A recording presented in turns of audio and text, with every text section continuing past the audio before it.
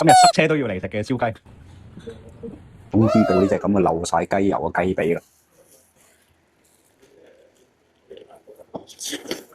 完全冇諗過用省 pan 裝嘅菜，每一碟都係咁大份。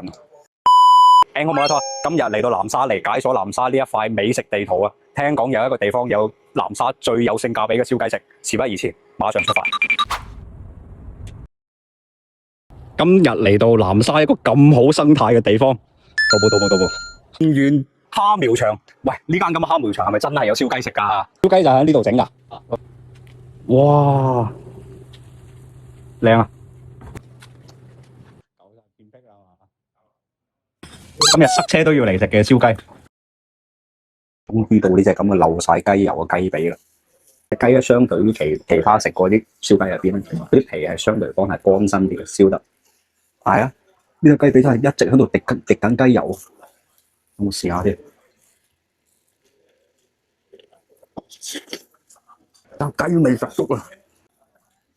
佢入邊啲肉係超級嫩滑，而且佢鹹度咧係啱啱好。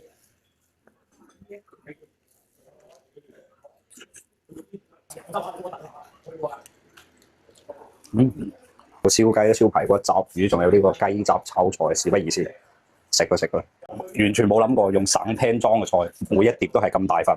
佢呢個雞雜炒菜真係濃妝味十足。點解？因為你完全食得出係嗰種個咩啊，九江雙蒸倒落去嗰啲做料酒嗰啲味道。呢個就叫燒排骨，但係佢哋呢燒排骨上嗰陣時，已經感覺到已經係凍凍地嘅感覺，應該係燒好咗。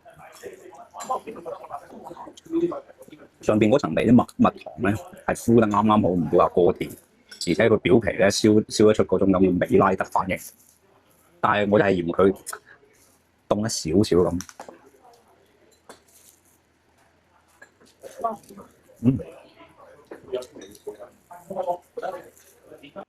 我點到呢成碟雜魚咧，先係80蚊。魚肉。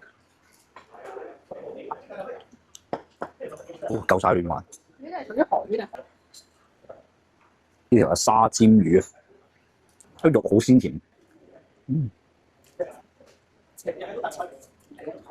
呢條南沙嘅金股啊，佢呢碟雜魚咧收80蚊，而且每條魚嘅蒸嘅嗰種熟度都啱啱好，夠晒嫩滑，而且仲充滿住花生油嘅油香。